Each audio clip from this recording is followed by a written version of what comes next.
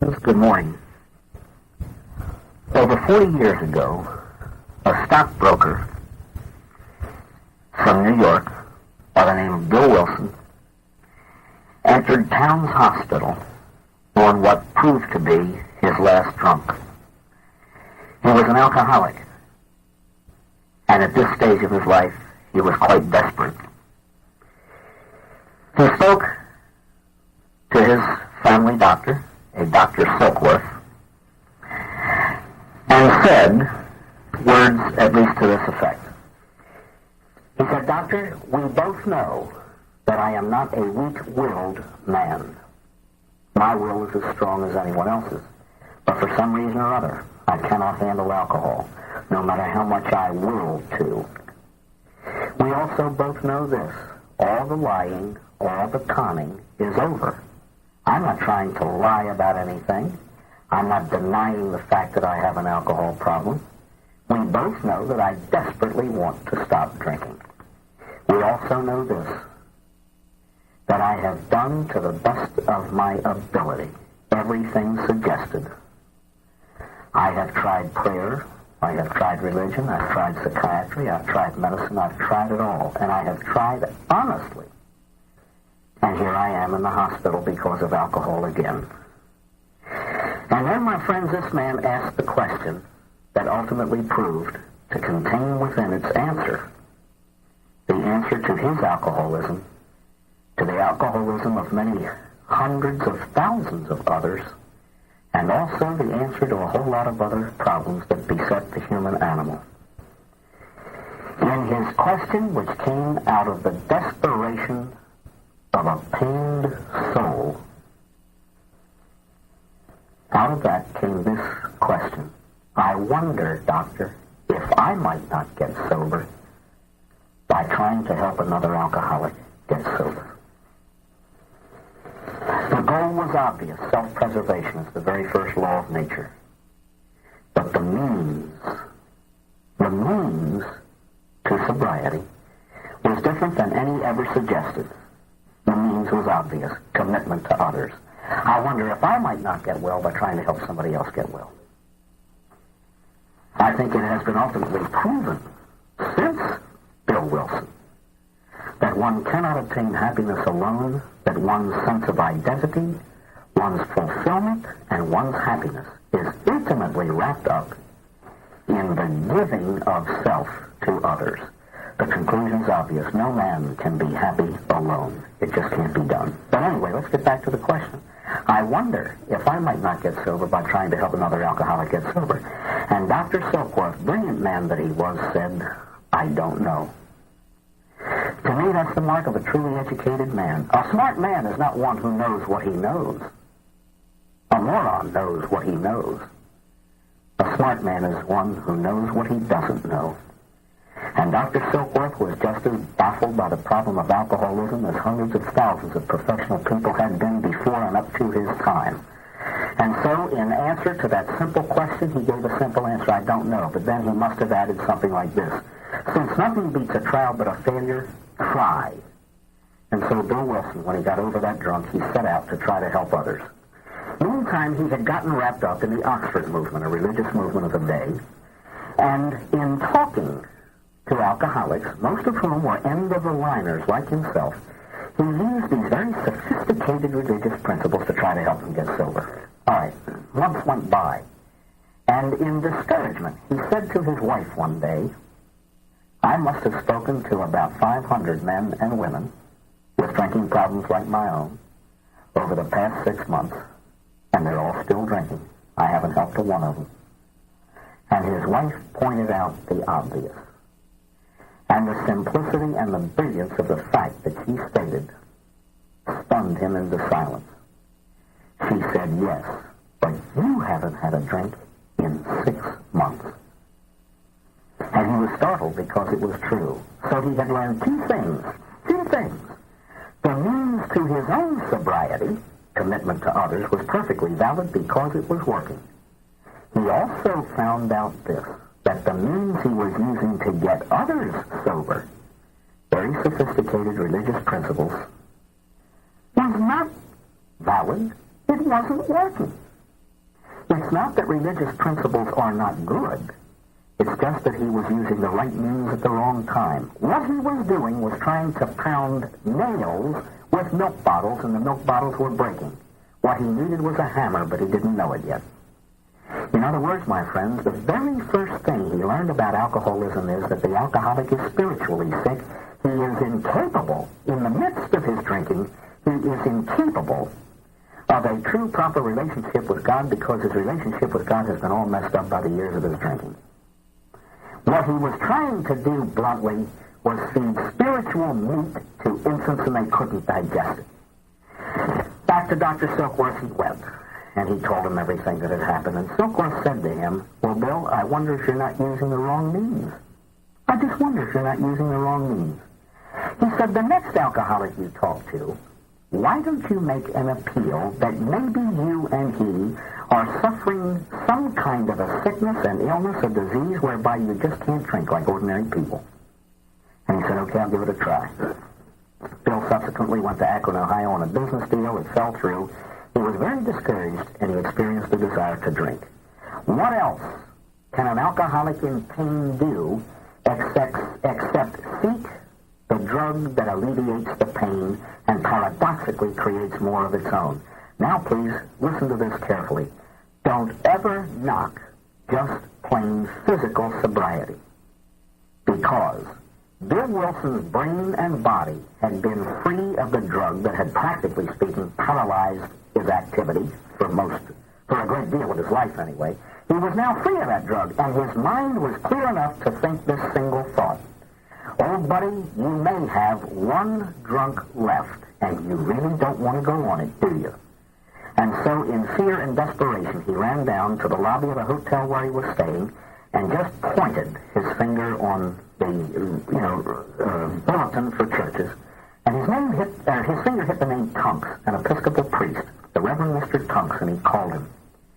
Now, of course, I wasn't there. I didn't hear the conversation, but it had to go something like this: "Please don't think I'm a maniac or a madman for asking what I'm about to ask. Don't hang this phone up. But please, do you know a drunk I can talk to?" And the man said, "No."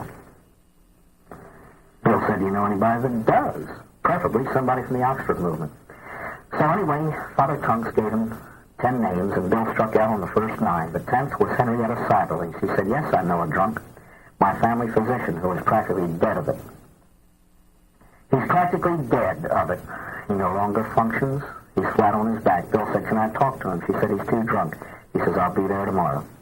And it was in her kitchen, over the first pot of AA coffee, that the great fellowship of AA was born. And I would like to tell you something about it. Now, ladies and gentlemen, what qualification do I have to speak of this great therapy of AA? In the Baltimore area, I was born and raised in Baltimore, grew up there. I first became acquainted with AA in that area. And before every meeting, they read a prologue that explains the fellowship of AA. They tell what it is, what it attempts to do, what it does not attempt to do, and it concludes with this single solitary sentence: "We welcome and appreciate the cooperation of the medical profession, the clergy, and the public in general."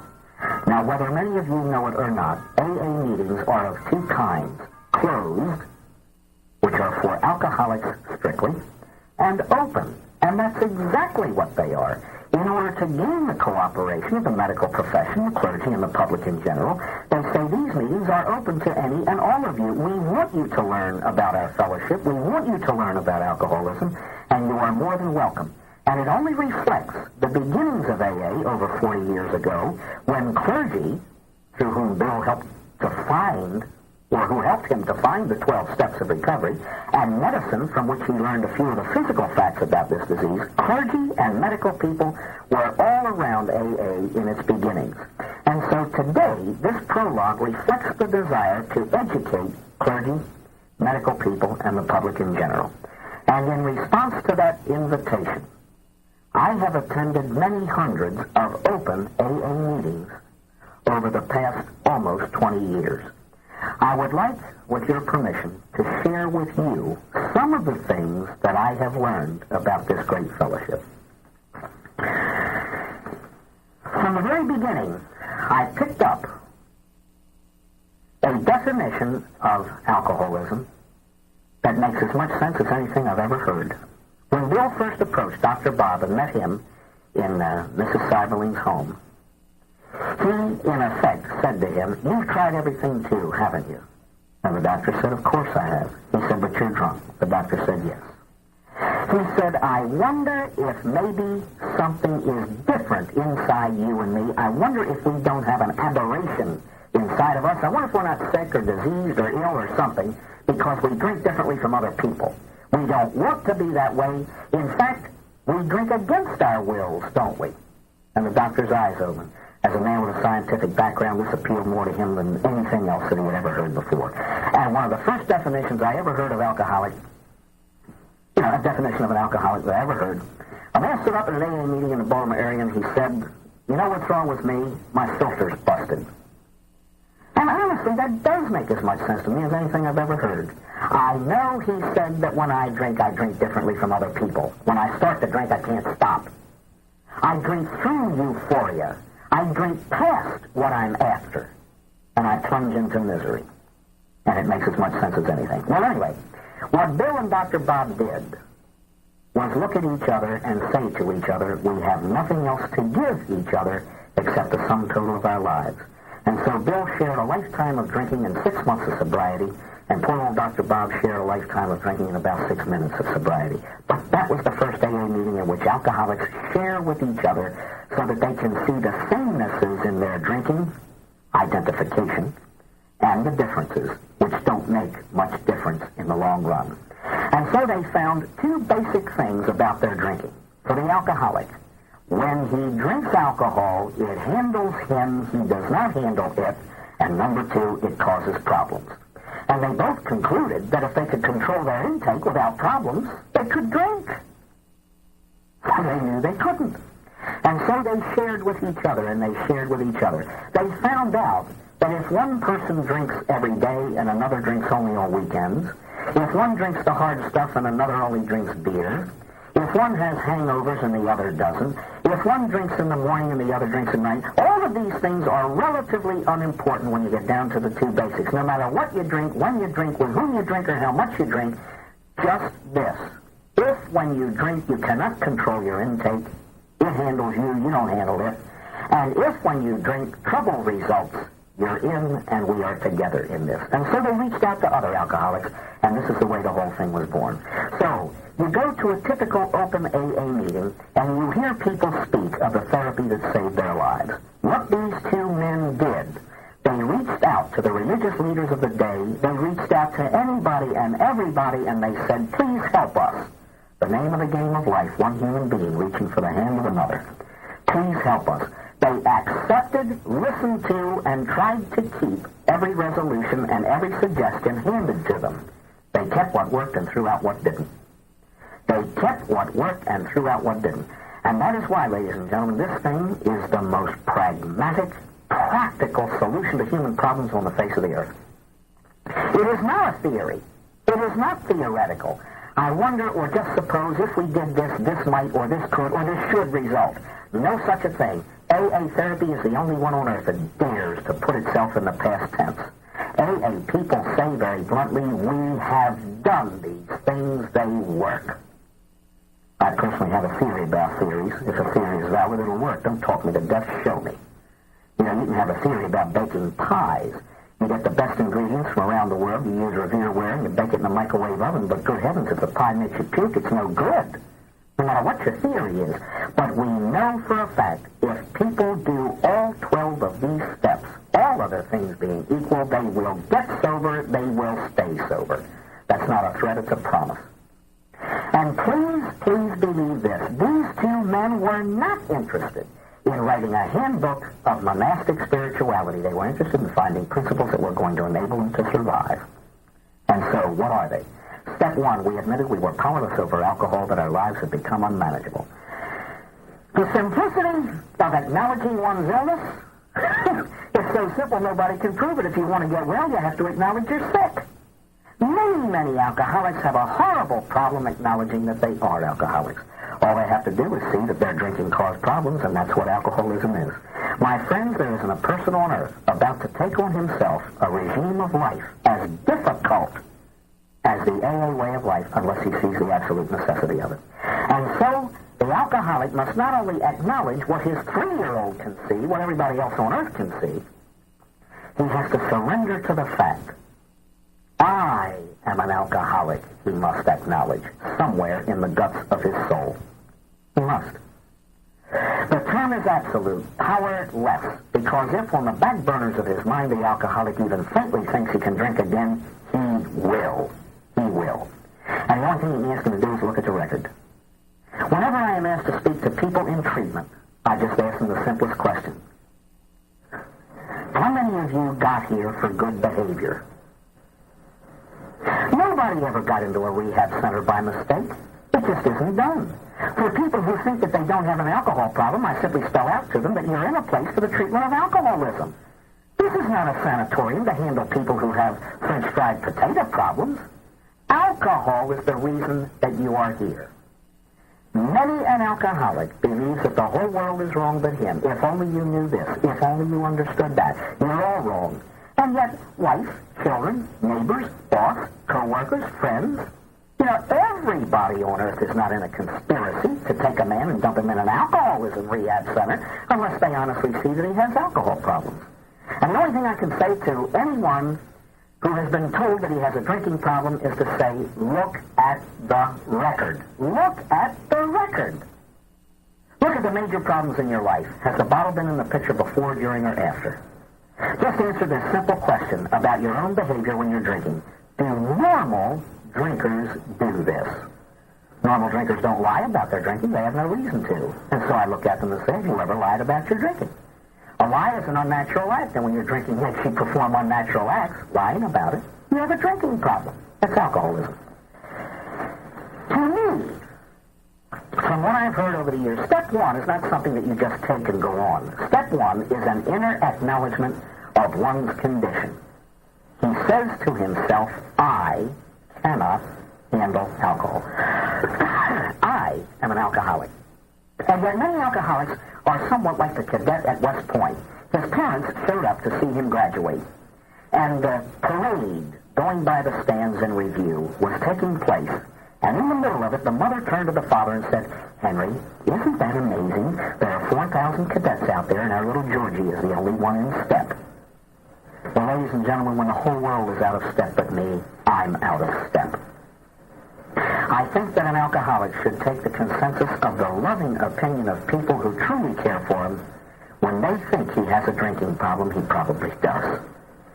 It's the classic case of where there's smoke, there's fire. How do you know if someone's an alcoholic? How do you know if you are?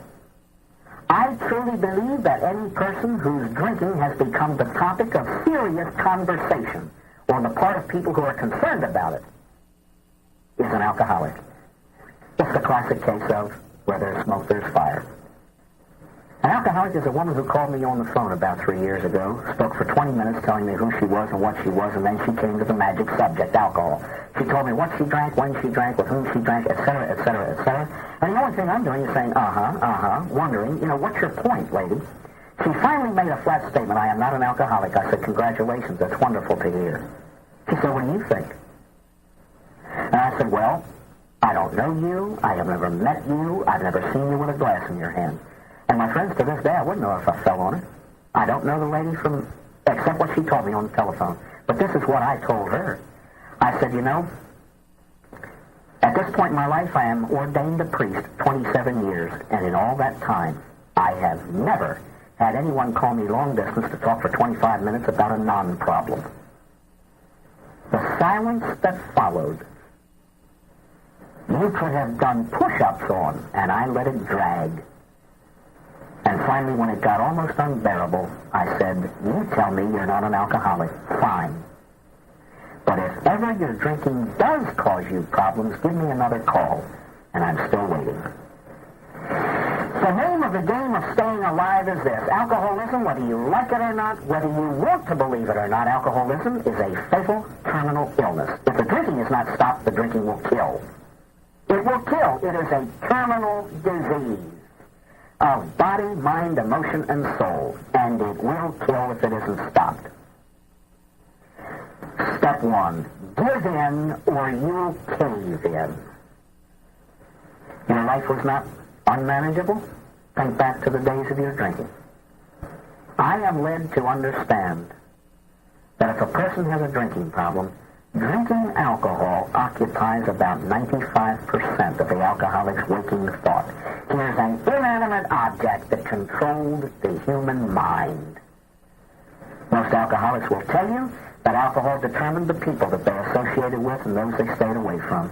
Determined the very restaurants they went into and those they stayed away from. Alcohol dictated the actions of their lives. Step 1 is a very serious thing. A very serious thing indeed. For no alcoholic will get well unless he sees that he needs to get well and acknowledges that he can't do it all by himself and has to reach out for help. So they usher the alcoholic into a room full of other alcoholics, and please God, in time, step 2. We came to believe that a power greater than ourselves could restore us to sanity. And so he enters the room, looks at sober alcoholics, and comes to believe that he can get well too. Now, what's all this business about a restoration to sanity? Ladies and gentlemen, it has been my privilege once to have met Bill Wilson, and I heard him speak, and he explained what he meant by that. The insanity of the alcoholic is not the nutty things he did when he was drunk. Non-alcoholics do nutty things when they're drunk.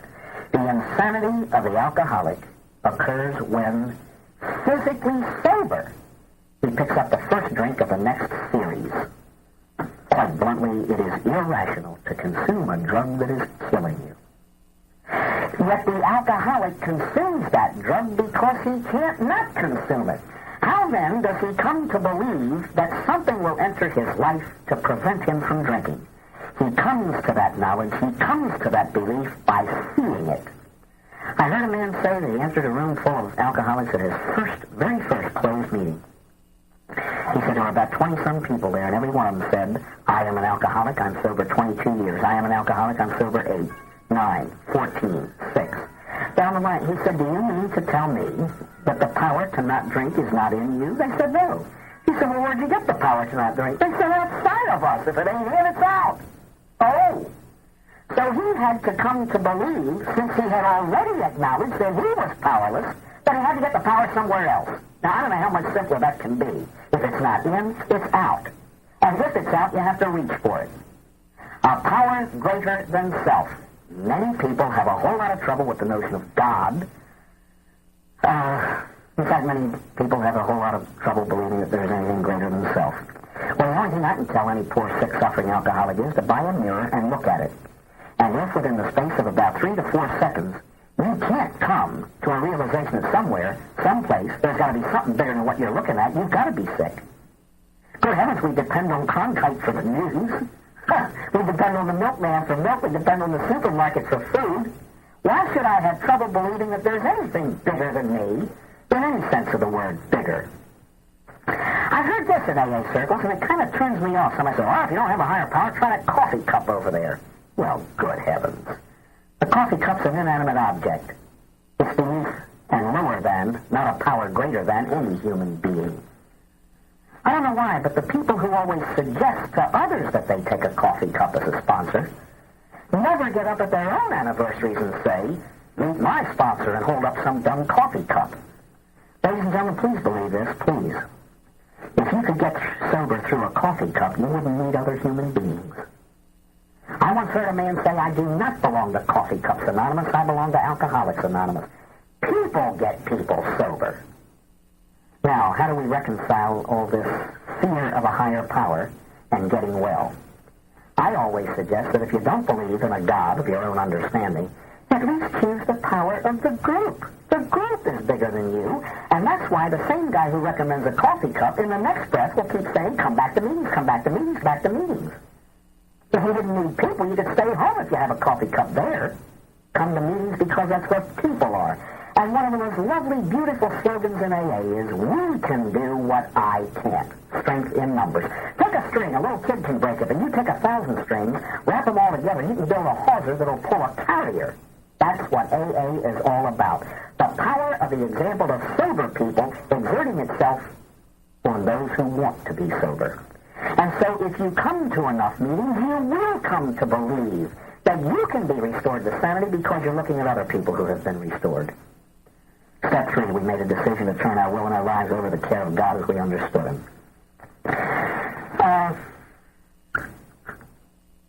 Again, as most of you know, I happen to be a Catholic priest, but I'm not here to push Catholic theology.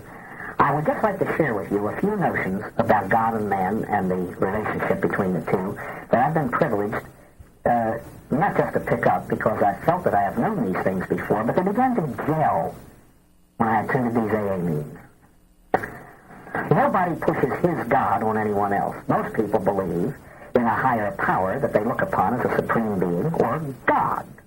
Now, that's just a label for whatever supreme being you have in mind. But just as a common denominator, as a word that we can all use and understand, let's take God as each understands it. It is my belief that in all God-man relationships, God does two things. He provides us the power or the strength to do what needs doing, and then He gives us the means to exercise that power. He gives the power, but we exercise it. You've heard the term virtue before all through your life. The virtues. Virtues are nothing more than spiritual muscles.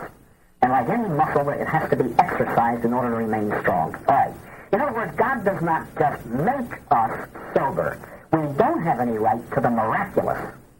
God gives us natural means to the end.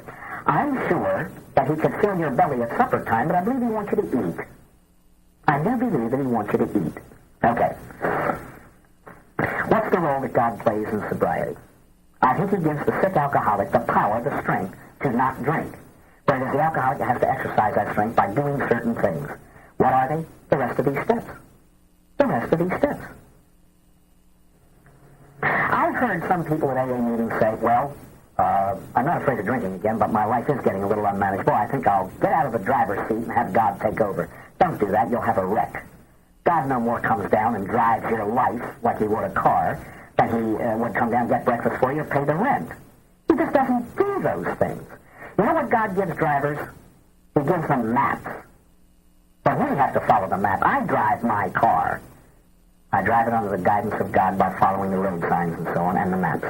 But you know what most of us do? We take maps and shove them in the glove compartment, and I wonder why we get lost. And I say, hey, dummy, take the map out and look at it. And if you want to get sober, you take the guidelines that these two men discovered through other human beings as the great truths that God put on earth for us to live by. Step 1, I can't handle it.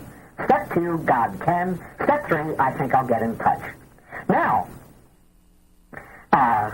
what I have to do, after making the decision to turn my will and my life over to the care of God as I understand Him, having made the decision, now I have to spend every day trying to do it.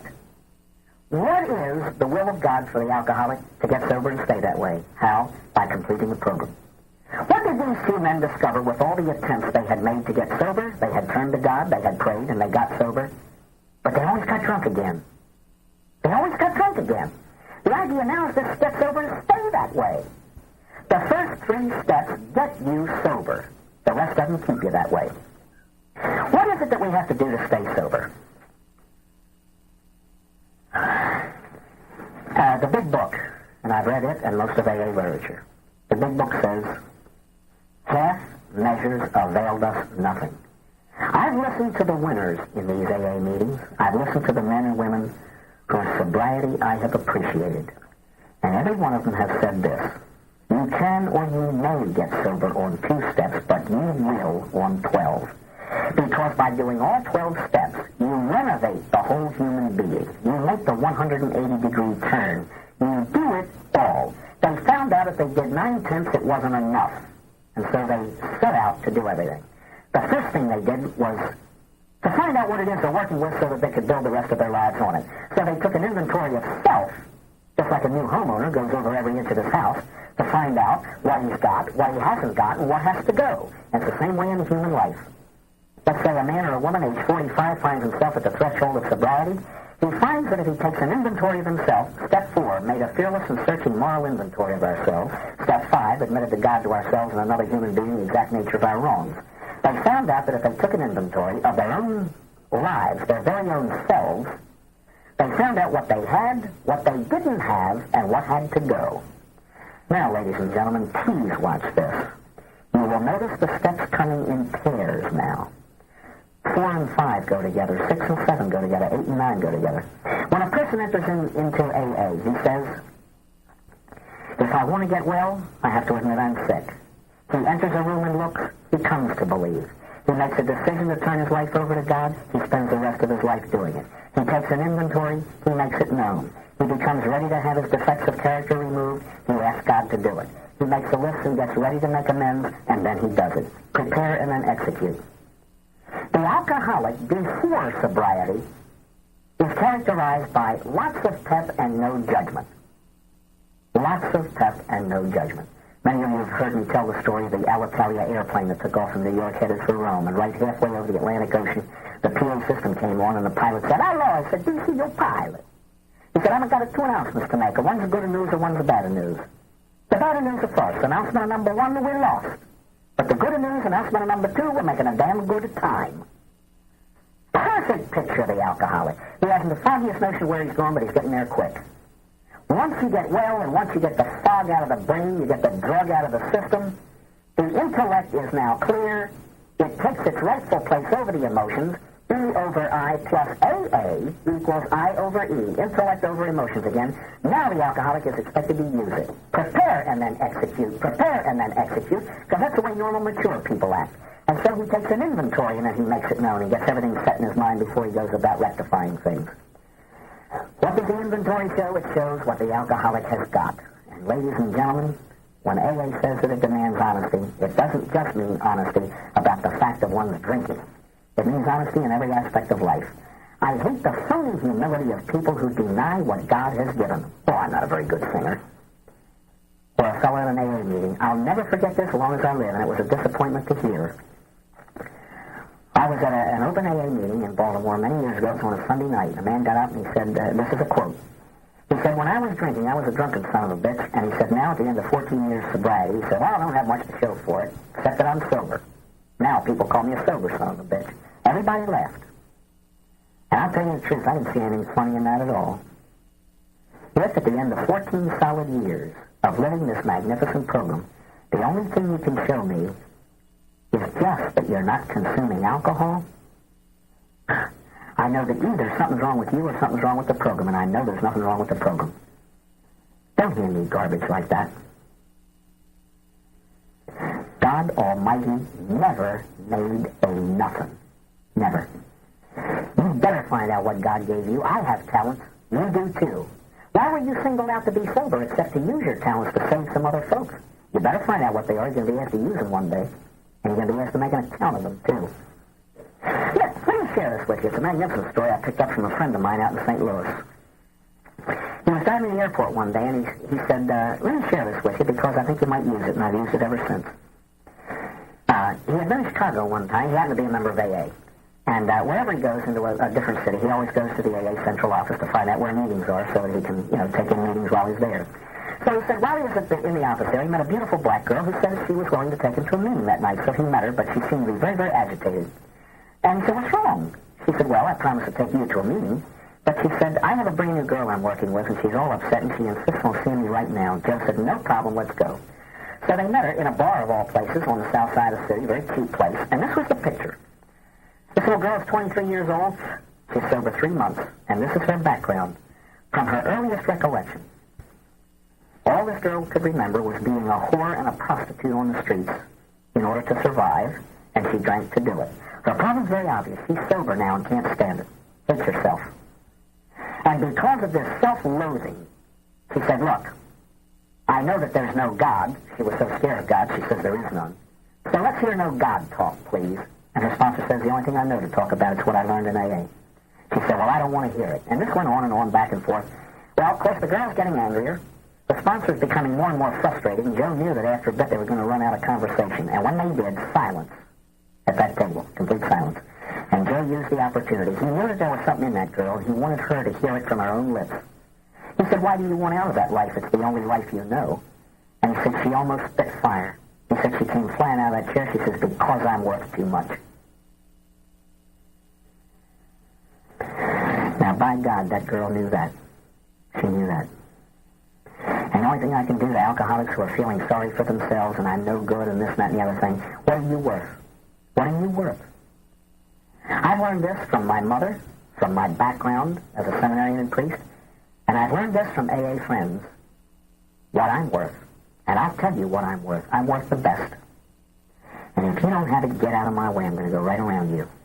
I picked this saying up from an AA friend, and I function this way, and I will, I hope, till I die. Margarine covers the bread, but it ain't butter. Now, just what are you worth? What kind of sobriety are you worth? Are you worth the sobriety that has to be bought only at the price of all 12 steps? Or are you selling yourself short for something less? What are you worth? Because if you feel that you're worth butter, you'll be willing to pay the price. And the price for truly quality sobriety, the price for quality sobriety is all 12 steps. This is why everyone needs a hero. Get someone in your program that you can look up to and shoot for the sobriety that he has. A friend of mine told me, he said, it wasn't 12 steps written on a piece of paper that saved my life, it was a man. It was the 12 steps carved in his life. And he said, I wasn't in his presence more than 10 minutes, and I wanted everything he had. I wanted to be just like him. And for that reason, I would have died to please him. I've seen a lot of people come into AA desperate, and within a few months they become their own sponsors and settle for a mediocre type of sober life. But my friends, if you want the best, it's available, but you pay the price. We admitted to God, to ourselves, and another human being the exact nature of our wrongs. Step 5. This is the one that separates the men from the boys and the big girls from the little girls. God already knows, so admitting to him is not too hard. But to admit to yourself what alcohol has done to you, what it has reduced you to, is very difficult indeed. And to admit one's complete real self to another human is very difficult indeed. Because every one of us is three. I am who I think I am who you think I am, and then there's me. Now, the me that you think I am, well, I have to engineer that, because I'm going to tell you things about myself going to make you like me, and I want you to like me. Hey, by the way, this is a little bit of an aside, but it's important. I've heard this from AA people, and it frightens me. Well, I don't care what people think of me. This is not a popularity contest. I do my own thing. Ladies and gentlemen, I do care what people think of me. Because if the consensus of the opinion of good people is that I'm a jerk, I'm probably a jerk. When the whole world's out of step with me, I'm out of step. I once heard a man say, if I live right by these 12 steps, I will automatically please God. And if I please God, I have to be pleasing to myself. And if I am pleasing to God and to myself, I will be pleasing and I will enjoy the respect of good people. The rest don't count. The rest don't count. But good people, I had better be careful of what they think of me. Because if they don't think much of me, I'm probably off track. I'm probably off track. For what it is worth, step 5 allows one other human being to know the real me. Okay, I've taken an inventory. I discovered I have talents that need development. I've discovered I don't have talents, so I won't waste my time trying to develop what isn't there for starters. I'll depend on other people to fulfill those needs. And then I see what has to go, my selfishness. And so I come very logically to the next 2 steps. We're entirely ready to have God remove our defects of character, and I once heard a man say that his defects really had character.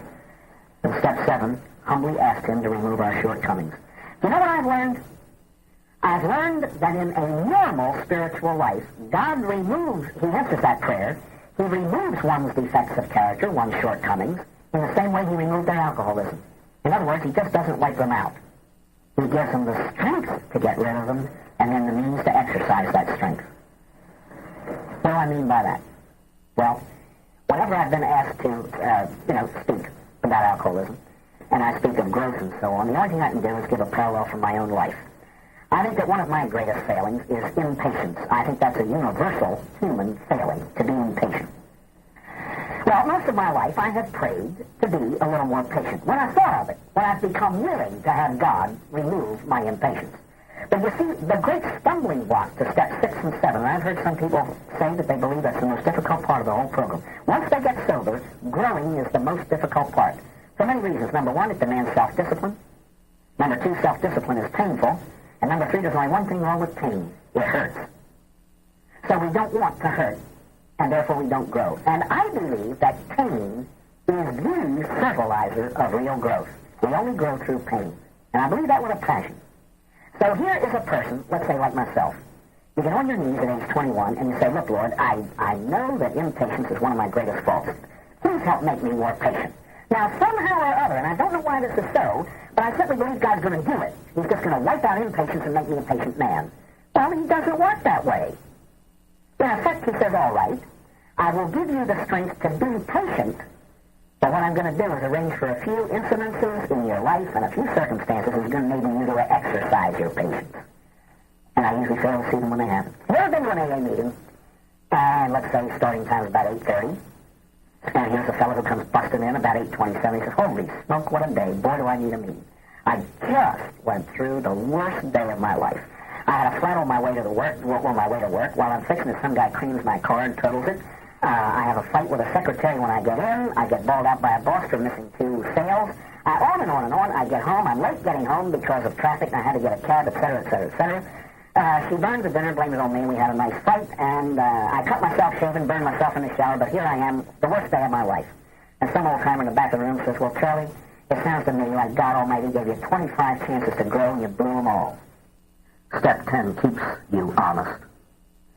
It makes you continue to take an inventory so that when you're wrong, you can admit it promptly, resolve that guilt, and sleep peacefully tonight. Step 11. Listen to this from 2 derelicts. They tried to deepen their conscious contact with God through prayer and meditation. Sought through prayer and meditation to deepen their conscious contact with God as they understood Him, praying only for a knowledge of His will and the power to do it. This from 2 derelicts. You know, I used to spend a lot of time talking about prayer, that it is the most human activity of any activity we can perform. But I don't anymore. I save that for later. When I appeal to any alcoholic coming out of alcoholism and staying out of it about prayer, I make a simple statement. You know why you ought to pray? Because it's only fitting.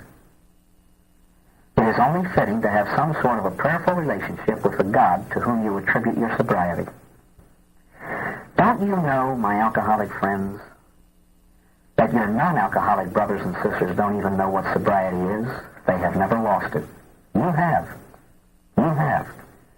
And you attribute your regaining of sobriety to this power greater than yourself, the God of your understanding. Now, if you need somebody to explain to you why you ought to be praying, then nobody on earth can explain it. Nobody. Every human being owes the debt of prayer to God for His goodness to the human being. And if anybody needs an explanation as to why anybody ought to pray, there's nobody can explain it.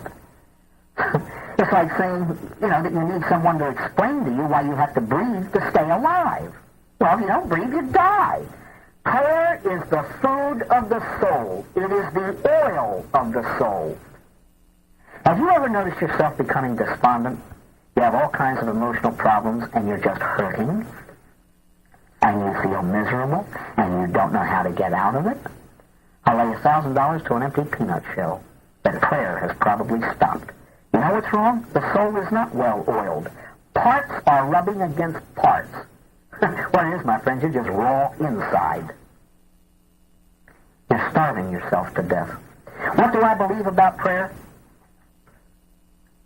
Well, there are many kinds. People, in AA meetings, they contrast the prayers. Well, meditation is a whole lot better than the memorized prayers when we were kids. There's no such thing as one kind of prayer being better than another kind of prayer. Prayer is like clothing. We have different kinds for different circumstances. You don't wear a bikini at the North Pole, and you don't wear a parka at the equator. Different prayers fulfill different needs. Meditation fulfills my individual need to fulfill my relationship with God. And memorized prayers usually fill in when I'm incapable of meditation. Do you ever meditate after major surgery? Do you ever pray with a toothache? You don't do it. And how do you pray with other people unless you have a common prayer to recite? What proves this? In many areas, you begin an AA meeting with the private contact with God. Let's all have a moment of silent prayer. And at the end of the meeting, you rise, join hands, and say together, the Lord's Prayer. It's the old business of, I'm not only an individual, I'm a member of society. I pray one way when I'm by myself, I pray another way when I'm with other people. Hey, besides, all the while you're discussing prayer, ain't nobody praying. And you ever notice after people become sober, they usually become spiritual experts in about 4 months? Well, me and God are great buddies, we just talk, him and me. Well, I mean, I'm not knocking that, for heaven's sake. But I truly believe that very often we kind of half-talk God to death. Do you ever wonder what a Sunday morning's like up in heaven? And you see the dear Lord looking for a closet screaming, good heavens, here they come again, Sometimes we just verbalize them to death. There are many different kinds of prayer. I will make one statement about prayer. It is not volume that counts. It's like meetings. Consistency counts. It isn't the volume of meetings, it's the regularity or the consistency of them. The same way with prayer. It's not volume, it's consistency. Just pray regularly. Feed yourself regularly. I would suggest a minute a day. 1 minute a day. Is that too much? When you wake up in the morning, can't you offer God this day? He gave it to you. He gave it to you. Can't you wake up and say it's yours? Doesn't take much time, does it? You can make an offering of yourself to God while you're putting your socks on. The effort is almost nil. Costs nothing. It costs nothing to try to repay with an act of gratitude the good God who gave you the very day which you are living. Now, I would suggest that you use, none of us are very good prayers because it's difficult. And usually what we do with difficult things is we quit them. And so I would suggest you get help. Prayer books. That's why they're printed, because they're very valid and they're very, very helpful. And for the alcoholic, I think the best book on earth is a little 24-hour-a-day book because it's geared to your disease. Don't talk about prayer. Pray. Step 12 is AA's crowning glory. Having had a spiritual awakening, as the result of these steps, we now tried to carry the message to alcoholics and to practice these principles in all our affairs. Well, please notice that 12 comes after the first 11. There's some marvelous things you can learn in AA. Like the first anatomy lesson. If you've never had a course in anatomy, AA teaches you, for example, that when God built the human animal, like other animals, he gave us 2 ears and only 1 mouth. I wonder what he was trying to tell us. Maybe it's to listen twice as much as you talk. And there's another thing that AA teaches. When Bill Wilson wrote these 12 steps, and by the way, he wrote them, I heard somebody ask him if he had help. He said, well, we had about 30 principles that we were living by, and each one was about a paragraph long. But he said, when it came time to write the big book, they asked me to condense them. And he said, I wrote the 12 steps, and it took me about a half hour to get them all together. But you know what Bill did after he wrote them? Hold on to your dentures. This is the most profound statement of the day. He numbered them. He put numbers to them. Guess what he was trying to teach us? When all else fails, follow directions. Now, I know that many people have gone on 12-step calls in the middle of their recovery or very early in their recovery, but the ideal says that 12 comes after 11. Having had a spiritual awakening, we then tried to carry it. Now, please, how about this beauty about 12-step work?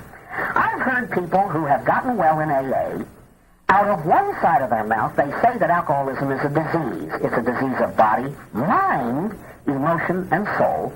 And out of the other side of their mouths, they'll say, well, I'm not going to help an alcoholic until he admits it and asks for help. I'm saying I'm not going to help him until he makes a rational decision with his irrational mind about his condition. Well, I'll tell you, friends, I have looked at many a copy of AA's big book. I have seen lists of the 12 steps printed in many and many a meeting room around the United States, and never once have I ever seen this. We tried to carry the message to alcoholics who picked up the telephone, called the central office, and asked us to. Don't you know how AA began? Don't you know how AA began? Dr. Bob did not call Bill Wilson. Bill called him. Bill called him. The sober alcoholic looked up the suffering alcoholic. Don't you know what your fifth tradition says? The group has as its one primary purpose, to carry the message to the alcoholic who still suffers. Now, do you know what's behind AA? Bill Wilson was the man who dreamed the impossible dream and he fought the unbeatable foe. He bore with unbearable sorrow and ran where the brave dared not go. But he knew if he'd only be true to his glorious quest that his heart would lie peaceful and calm when laid to its rest. And the world has been better for this, that one single solitary man, scorned and covered with scars, still strove with his last ounce of courage. He reached the unreachable star. He held within his arms, the arms of his heart, this blinding jewel that men and women had been looking for centuries, sobriety. But he had done it the hard way. He had done it through all the previous 11 steps. But by living these principles, he had become a full human being, free at last. No longer a slave to alcohol, no longer shackled by addiction, a free man made in the image of God. And what he did was act like God. He shared what was his. You know, theologians and philosophers, when asked, why? If God is explanatory of his own happiness, if he can supply his own happiness, why did he create? And nobody knows. God knows, and he won't tell. The only thing the theologians say is this: goodness tends to diffuse itself. In the image of God, Bill Wilson acted like God, and he diffused the goodness that was in his heart, and he shared his sobriety. He shared it, and that's the name of the game. You know what the 12th step is? It is gratitude in action. You don't have to feel grateful, you have to be grateful. Share. I've heard people talk and talk and talk and talk and talk about how grateful they are, and you have a god-awful time getting them to go on a 12-step call.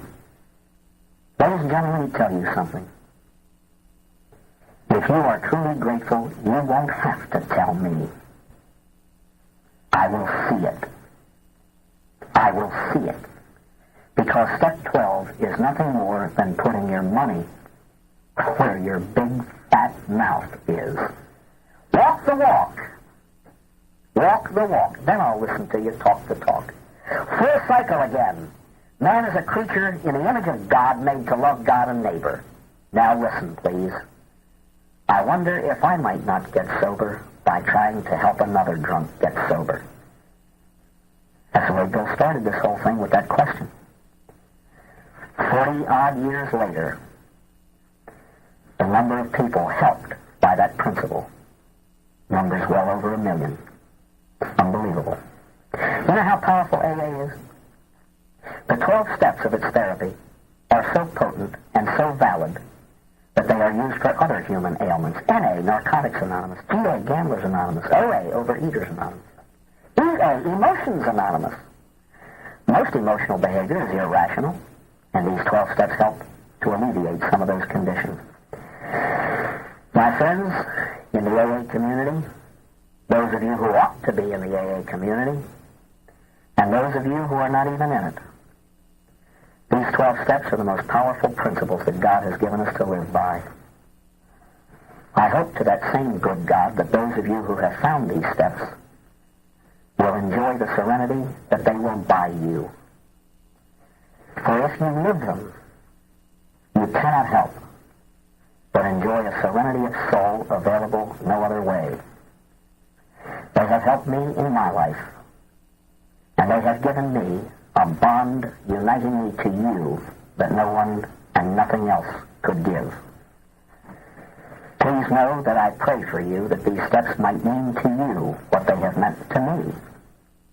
I have grown to love them, and I want you to know that you are frequently in my thoughts, often in my prayers, and always in my heart. Thank you for listening to me.